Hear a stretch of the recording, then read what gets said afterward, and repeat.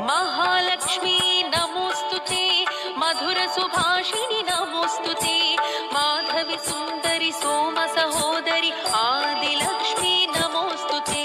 महालक्ष्मी नमोस्तुते, मधुर सुभाषिणि